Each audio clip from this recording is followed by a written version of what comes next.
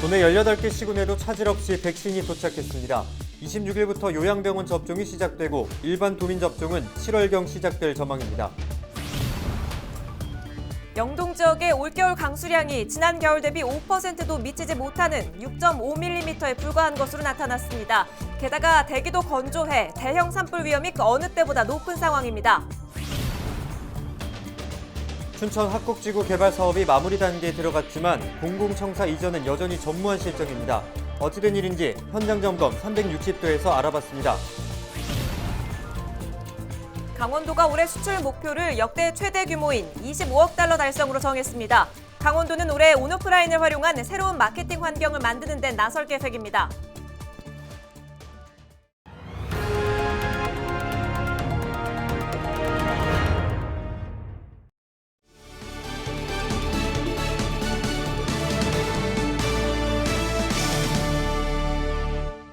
여러분 안녕하십니까? 헬로티비 강원 뉴스입니다. 도내 18개 시군 보건소와 요양병원 등에 코로나19 백신이 도착했습니다. 26일부터 각 지역 요양병원에서 접종이 진행되는데요. 일반 도민들에 대한 접종은 사전 예약을 통해 7월부터 시작될 전망입니다. 성기석 기자가 보도합니다.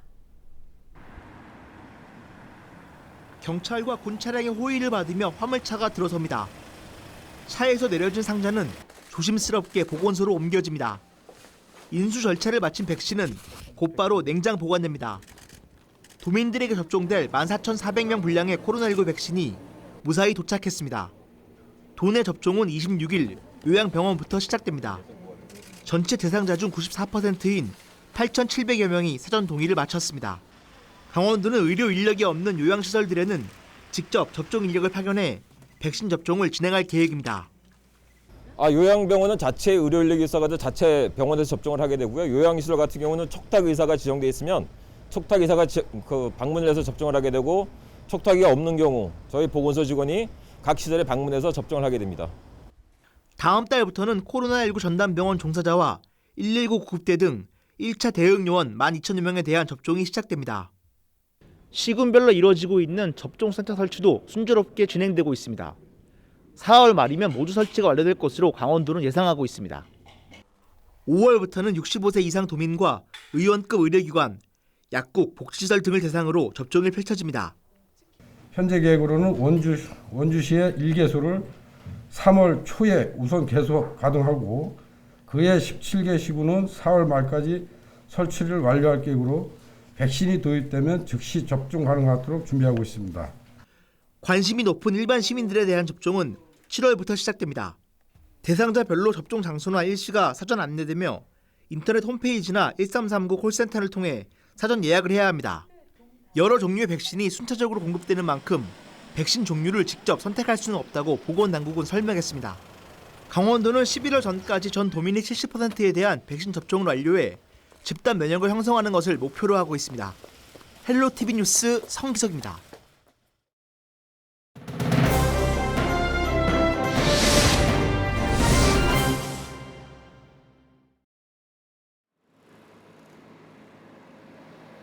경북 안동 공장에서 만들어진 아스트라제네카 백신은 경기도 이천 물류창고를 거쳐 전국 보건소와 요양병원으로 옮겨졌습니다.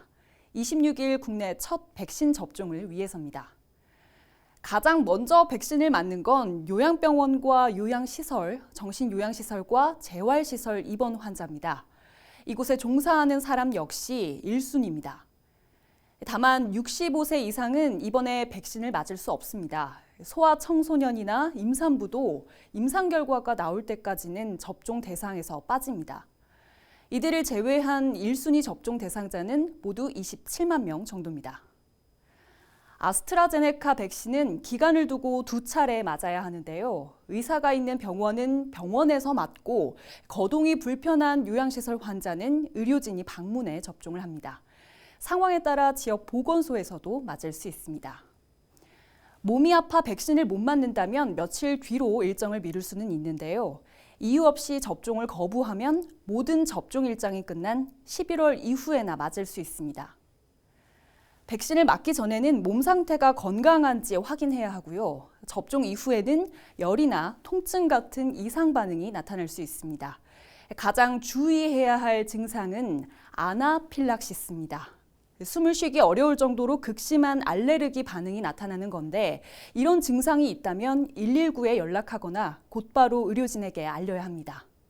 접종 부위의 통증이나 붓기는 차가운 수건을 접종 부위에 대거나 근육통, 피로감 등 전신 이상 증상이 있을 때는 진통제를 복용하는 것도 도움이 될 수 있습니다. 다만 알레르기 반응 등의 증상이 나타나거나 고열이 있는 경우에는 고열이 있어서 일상생활을 방해하는 정도로 심해지면 반드시 의료기관을 방문하여 진료를 받으셔야 됩니다. 국내 첫 확진자가 나온 지 1년 1개월 만에 백신. 1차 접종 대상자 90% 이상은 일단 맞겠다고 답했습니다. 반면 앞서 국내 한 여론조사에서는 접종을 미루겠다는 사람이 적지 않다는 결과도 나왔죠. 걱정은 있지만 전문가들은 이렇게 말하고 있습니다. 백신은 코로나19를 예방할 수 있는 가장 안전하고 효과적인 방법이다. 물론 백신을 맞더라도 거리 두기와 마스크는 필수입니다. 헬로티비 브리핑이었습니다. 올겨울 영동 지역에는 비나 눈이 거의 내리지 않아 건조특보가 이어지고 있습니다. 이미 곳곳에서 산불도 발생했는데요. 강릉만 해도 농업 용수가 부족할 정도로 저수지는 말랐고 흙에도 수분이 없어 산불 위험이 어느 때보다 큰 상황입니다. 박건상 기자가 보도합니다. 강릉 지역 농업용수와 식수원을 담당하는 오봉저수지입니다. 평소 같으면 물이 가득 차 있어야 하지만 수위가 뚝 떨어졌습니다. 12월부터 최근까지 영동 지역의 강수량은 6.5mm, 지난해 같은 기간 147mm에 비해 5%에도 미치지 못하는 수치입니다. 강수량이 급격하게 떨어지면서 오봉저수지의 저수율도 51.6%로 지난해 같은 기간 대비 절반 정도입니다. 농업용수 보급에도 차질이 우려되고 있습니다. 현재 이제 그 정도 있으니 그걸 더 축해서 좀 밑에도 10cm 밑에가 많이 좀 젖어 있어야지 뭐 싸긴 하지 지금 상태로 가서는 안 돼요. 산에는 이미 낙엽이 바짝 말라 있고 땅속 수분도 거의 남아 있지 않은 상황입니다. 평상시에도 습기가 많아야 될 논이지만 건조한 날씨가 이어지면서 흙은 조금만 만져도 흙먼지가 날릴 정도로 바짝 말라 있습니다. 예년 같으면 백두대간에 눈이 쌓여 있을 때지만 눈은 전혀 보이지 않고 오히려 바람은 전보다 강하게 불고 있습니다. 사정이 이렇자 벌써부터 산불이 곳곳에서 발생했습니다. 지난 20일에는 정선군 구절리 노추산에서 산불이 발생해 축구장 17개 면적에 달하는 구기름이 잿더미로 변했습니다. 또 18일 밤 양양군에서도 산불이 발생해 산림 6.5헥타르와 건물 6채가 피해를 입었습니다. 같은 날 오후에는 강릉 성산면에서도 산불이 발생하는 등 올 들어 영동 지역에서만 벌써 7건의 산불이 났습니다. 현재 동해안 지역에는 건조주의보가 발효되어 있으며 예년에 비해 적설량이 적고 거의 눈이 내리지 않았습니다. 겨울 가뭄이 심해지면서 동해안 지역에 산불이 잇따르고 있으며 산림이 바짝 말라 있어 대형 산불 발생 우려가 매우 높은 상황입니다. 영동 지역은 다음 달 1일 비 소식이 있지만 내리는 양은 그리 많지 않을 것으로 전망되고 있습니다. 계속되는 건조한 날씨에 봄철 양간지풍까지 이어지면서 산불 예방에 각별한 주의가 요구되고 있습니다. 헬로티비 뉴스 박건상입니다.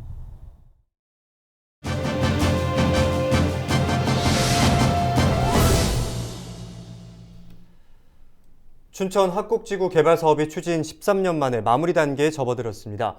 춘천시는 학곡지구에 공공기관과 공동주택이 어우러진 행정복합타운을 만들 계획인데요. 사업은 곧 마무리되는데 이전이 확정된 공공청사는 전무합니다. 여기에 계획했던 학교 신설도 교육당국에서 난색을 표하면서 개발 계획의 차질이 우려되고 있습니다. 어찌된 일인지 현장 점검 360도에서 알아봤습니다. 춘천 학곡지구 개발 사업은 춘천시가 동남권 개발을 위해 약 10년 전부터 사업을 추진했습니다. 지금은 보시다시피 기반공사가 대부분 마무리돼 오는 4월이면 첫 분양을 시작하는데요. 학곡지구에는 아파트와 함께 상업시설 그리고 행전타운까지 조성돼 많은 기대를 모았습니다. 춘천시 동래면 학곡리, 중앙고속도로 춘천 IC와 차로 3분 거리에 위치한 학곡지구. 개발 면적만 32만 1,800여 제곱미터, 축구장 45개의 크기에 달합니다. 지난 2008년 춘천 시립화장장 이전을 시작으로 학곡지구 개발 사업은 첫 삽을 떴습니다. 이후 춘천시와 민간이 참여하는 특수목적법인이 설립돼 1,400억 원이 투자됐습니다. 이렇게 13년이 흘렀고 현재 공정률은 90%를 넘어섰습니다. 학곡지구 절반 이상은 아파트와 단독주택이, 그 주변에는 상업과 근린생활시설이 들어섭니다. 공공업무용지도 4개 필지 28만여 제곱미터에 달합니다. 하지만 공공업무용지에 이전이 확정된 공공기관은 현재까지 단 한 곳도 없습니다. 지난 2017년 춘천교육지원청과 강원도 소방본부, LX 한국국토정보공사 강원본부 등 적어도 4개 기관이 입주할 계획이었습니다. 해당 기관들은 당시 춘천시와 입주 의향서까지 주고받았고 양해각서까지 체결했습니다. 춘천시는 이들 기관이 요청한 면적으로 구역까지 나눴습니다. 춘천시는 당혹스럽다는 입장입니다. 한 4개 필지돼요. 예. 이제 4개 필지된 이유는 우리가 개발 사업 할 때 17년도에 예.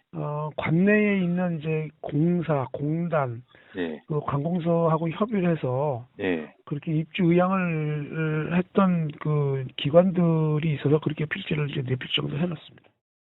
춘천시는 춘천교육지원청 학곡지구 이전을 전제로 72억 원을 들여 교육지원청 현청사 부지까지 매입했습니다.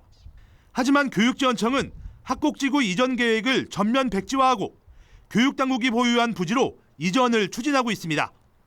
교육당국은 교육부의 투자심사위원회에서 학곡지구 이전 계획이 반려돼 계획을 철회할 수밖에 없다는 입장입니다.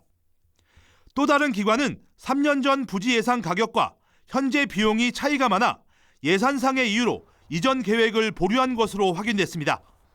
실제로 현재 3.3제곱미터당 분양가는 400만 원 선, 3년 전에 비해 6배가량 뛰었습니다. 이런저런 이유가 있지만 춘천시의 대응이 안타깝다는 지적입니다. 학곡지구 사업 추진 주체는 최초 춘천시 도시공사에서 춘천시로 한 차례 변경됐습니다. 이후 춘천시 내에서도 공영개발 사업소가 맡던 것을 또다시 공공시설과가 담당하고 있습니다. 주체만 3번 바뀐 건데 잦은 업무 이관으로 지속성이 떨어졌다는 주장입니다. 도시공사에서 처음에 시작을 했었으니까 도시공사 사장이나 아니면 춘천시장이 좀 적극적으로 지금이라도 그 기관, 공공기관들을 좀 만나서 처음에 행정타운의 목적이었던 학곡지구에 들어올 수 있도록 그렇다고 다른 기관 이전도 쉽지 않은 상황.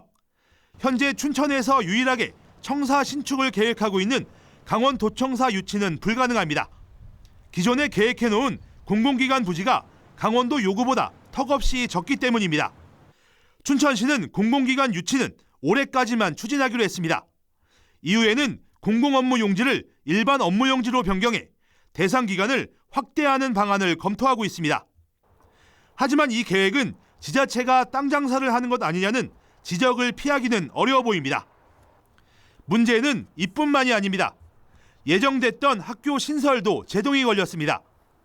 교육청 요구로 학교 부지까지 마련했지만 최근 교육청이 학교 신설에 난색을 표했습니다. 춘천교육지원청은 학교 신설 계획이 중앙투자심사에서 탈락이 예상돼 신설 계획을 전면 보류했다고 밝혔습니다. 오는 4월 예정된 아파트 분양에도 영향을 미칠 것으로 우려됩니다. 사실이 확정되지 않는 거, 예를 들어서 예정이라든가 이런 말을 씀으로써 공공청사가 들어갈 예정입니다라고 얘기하기에는 소비자들한테는 나중에 어떤 피해가 올 수가 있으니까 좀 조심스러운 부분이 있습니다. 춘천시가 동남권 개발을 위해 야심차게 추진하며 한때는 춘천의 판교라고 불릴 정도로 기대감이 높았던 학곡지구 개발 사업이 계획대로 마무리될 수 있을지 주목됩니다. 헬로티비 뉴스 장진철입니다. 강원도는 25일 신임 경제부지사에 김명중 기획재정부 국장을 임용한다고 밝혔습니다. 도는 올해 국비 확보 목표액 8조 원 달성과 4차 산업혁명 촉진 등 도정 현안을 차질 없이 추진하기 위해 경제 분야 전문성 등을 고려해 김명중 국장을 신임 부지사로 선정했다고 설명했습니다. 행정고시 출신인 신임 경제부지사는 기재부 지역경제정책과장, 홍보 담당관, 예산총괄과장 등을 역임했습니다.